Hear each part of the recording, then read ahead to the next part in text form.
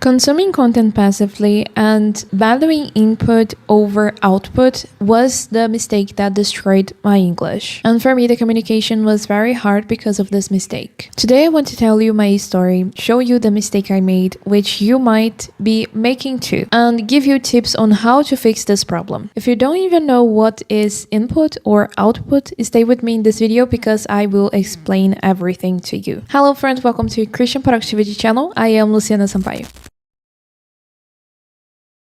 When I was younger, I spent a lot of time watching TV shows, movie series, because it was something that I loved so much. I watched repeatedly because I always liked the same shows. And here we can easily understand the concept of input, because input is receiving information in English in your head. This means that when you are having contact with content and receiving information and listening, you are making the input. And the perfect input is made when you can understand quite a lot the content that you are having contact. This doesn't mean that you won't use subtitles, because before I was inputting and I was trying to input information in my head, if I can say that way. When I was doing that, I used to use the subtitle in Portuguese, because in that way I could understand the content that I was having contact. After years of doing this and years following YouTubers that I really loved and listening to songs and doing all of those things, I found myself in my best listening phase, because I could understand almost everything that I heard. Different accents were no longer a concern, because I had improved so much my listening by inputting information in my brain, so it was something easy for me to understand. At that time, I came across apps like HelloTalk, where you can connect with people from all over the world to talk in English, whether with native speakers or other learners. So I started using those apps, and I noticed two major weaknesses of my English. The first one was my speaking. People wanted to communicate by using audio messages in those apps, which is something obvious because people want to develop their speaking, so of course they want to speak, they want to send audios, and I couldn't do it because I wasn't pretty sure that I could pronounce the words, and when I tried it, it was impossible because I couldn't. It was very hard for me. I also had a lot of trouble writing,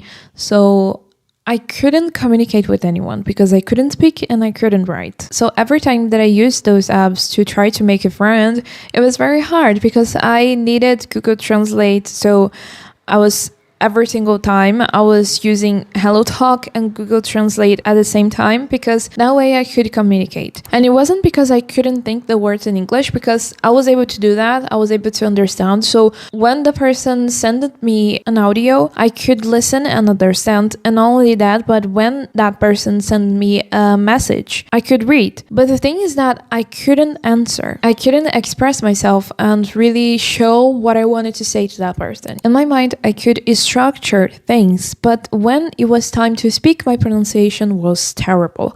And when it was time to write, I had no idea how to type certain words. That's when I could understand the mistake that destroyed my English, that I was focusing so much on input and not doing anything to output the information, you know. My intention by making this video is for you to understand that receiving information and being able to recognize those informations is really important. However, this is not enough.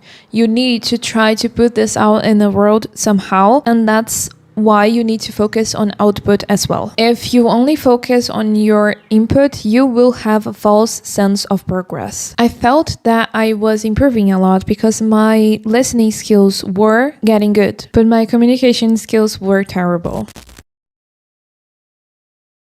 And there is a scientific explanation why I could understand almost everything but couldn't speak or write anything, and involved two concepts that changed the game for me. I'm sure that you already heard about comprehensible input by Stephen Kroshen, and he is totally right, because you need to listen a lot to understand the language. The problem is that input is only half of the orange, so you can't just think that you're gonna make input and that's enough. No, it isn't. There's also something really important that is output hypothesis. By researcher Meryl Swain. I don't know if the name of the woman's right, but that's basically it. I'll put in the screen so you can check it out.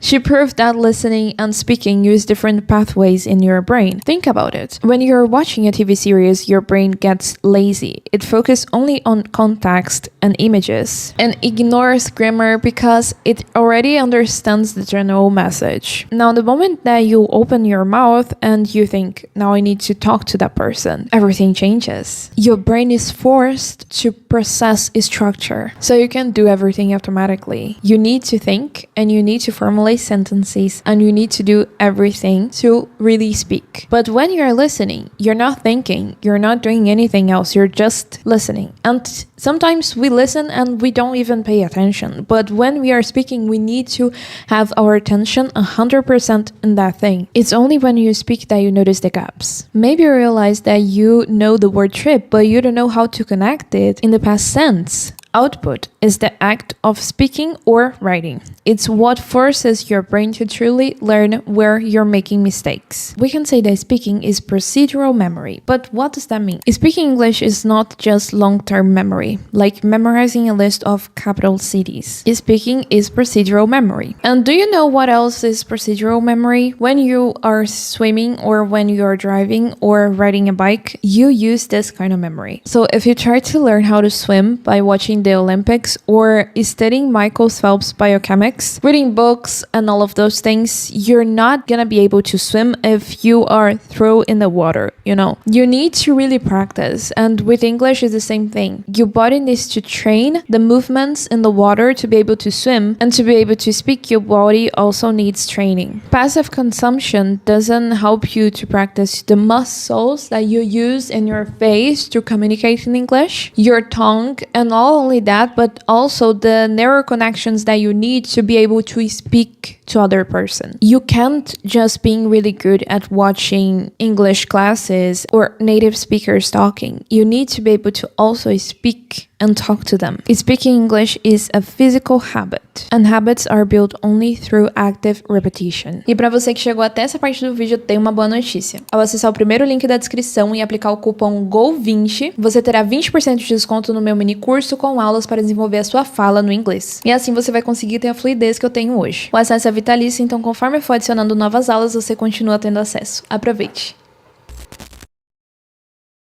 I will give you 2 tips. So the first one is the audio journal. So in the end of your day, you can grab your cell phone and you can record an audio for you that is 1 or 2 minutes, only that, and you will try to talk about your day. But it's not just saying, okay, I wake up today and I had my breakfast and later on I worked. No, it's not only that. You need to try to describe it with details. So today I try to wake up at 5:30 a.m. because I needed to record the videos. Today I'm recording 6 videos, by the way. So I wake up at 6:21, I guess, because I slept after I turned off the alarm. I made my devotional. After that, I had my breakfast. But before, let me talk with you about my devotional. Today I read Jeremiah 17.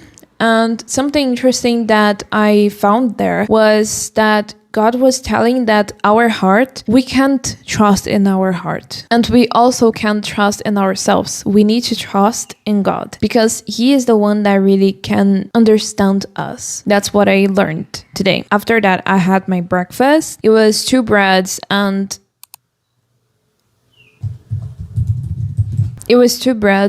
pineapple peel tea. Before I had my breakfast, I was fixing my hair because I knew that I needed to record, and I answered a few messages on WhatsApp. I started organizing everything to start recording, and now I'm here. I said to you a lot of things, and you notice that I described with details the things that I did. I didn't just say, oh, I had my breakfast. No, I said to you everything that I had for breakfast, and you need to try to do this. So try to make an audio like this, and you will notice that 1 or 2 minutes won't be enough because you will have a lot of things to say. But maybe you are thinking, Luciana, I don't know how to do this because I don't have the words, I don't have vocabulary. My English is not enough to use this kind of strategy. Well, of course that you will notice that there's a lot of words that are missing. Right now, I put a part of the video that is really important, so you can notice that I also miss words sometimes. I also forget how to say things, or I don't know how to say the phrase actually. Pineapple PT. I didn't know how to say this, but now I do because I search it. And you need to do the same. It was 2 breads and